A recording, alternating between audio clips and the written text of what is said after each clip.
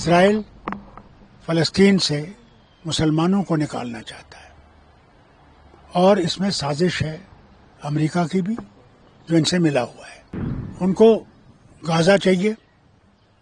وہ غازہ کچھ عیش کا علاقہ بنانا چاہتے ہیں جس میں ٹرمپ کی کمپنی کا ہاتھ ہے.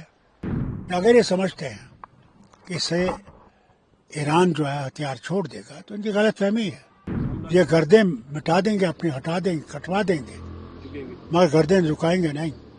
افسوس تو مجھے اس بات کا ہی ہے مسلم ممالک جو وہاں پہ ہیں کہ وہ چپ چاپ بیٹھے ہو تماشا دیکھ رہے ہیں.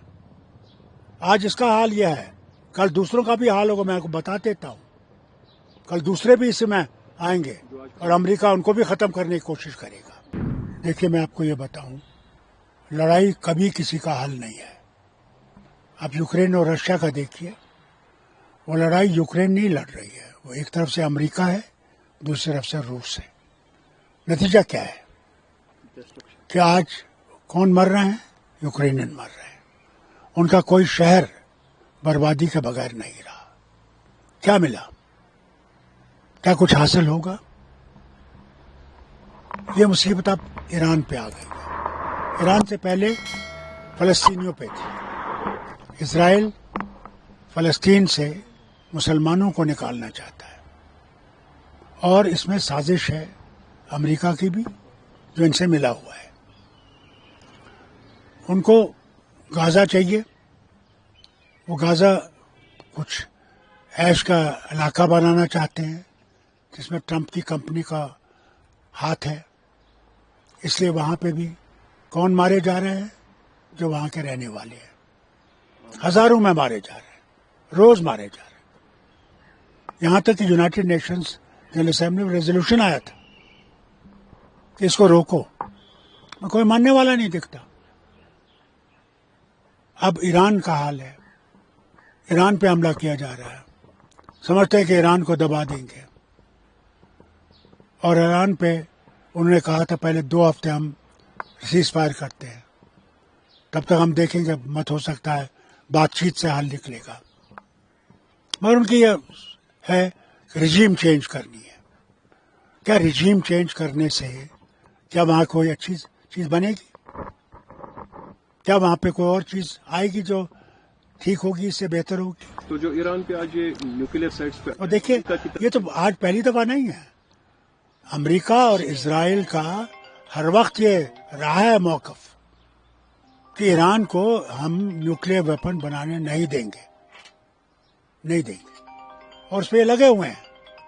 اور آج ثابت ہو گیا کہ ان کا مقصد تو وہی ہے اور کوئی مقصد تو ہے نہیں ان کا، اسی کو ختم کرنے کی بات کر رہے ہیں.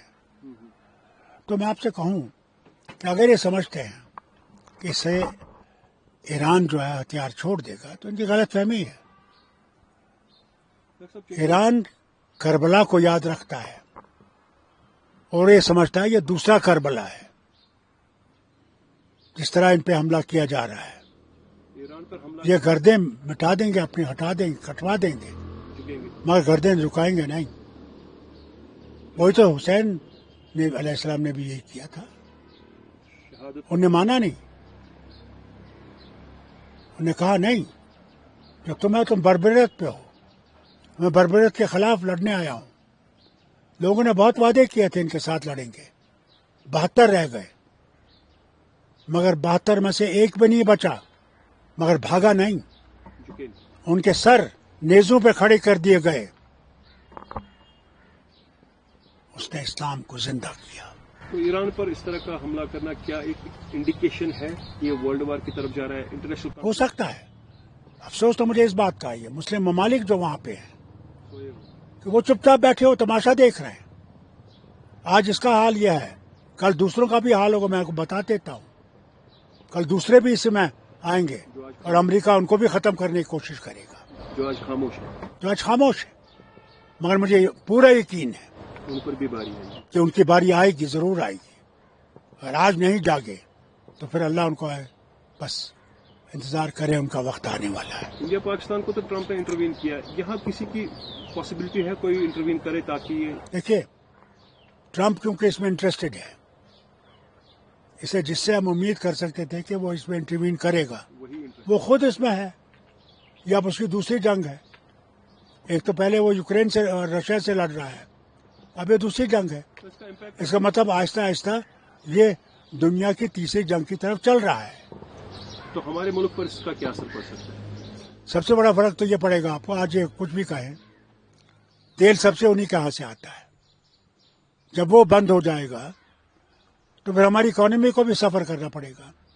یہ کبھی بھولیے مت، ہم کتنا چلائے آسمان سے، ہمارے پاس بہت ذخیرے ہیں. ذخیرے ہر وقت نہیں رہتے ہیں، ذخیرے ختم ہو جاتے ہیں. اس لیے ہمیں بھی اپنا کیا خدشات ہیں انڈیا پاکستان کے درمیان پھر سے اس طرح کے؟ کیا پتا، کچھ پتا نہیں کیا ہوگا، اللہ جانتا ہے، کچھ کہہ نہیں سکتے. ٹرمپ صاحب نے ابھی وہاں کے فیلڈ مارشل کو کھانے پہ بلایا تھا.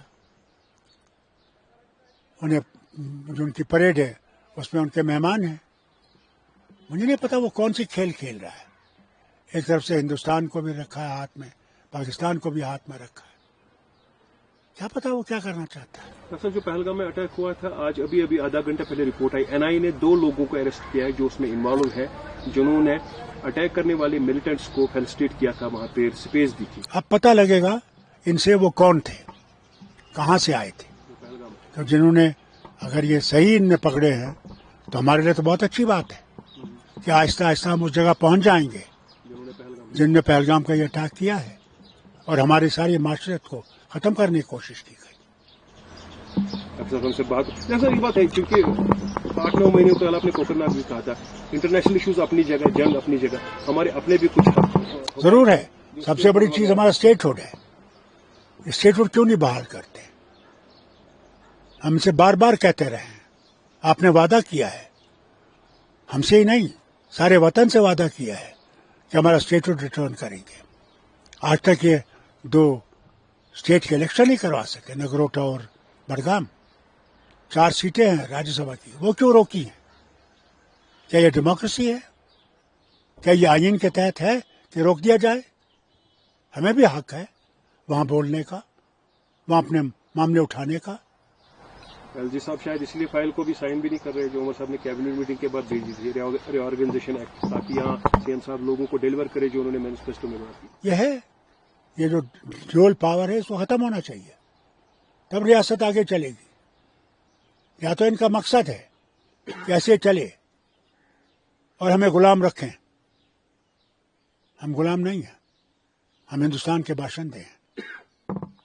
ہم میں اور دوسروں میں فرق نہیں ہونا چاہیے.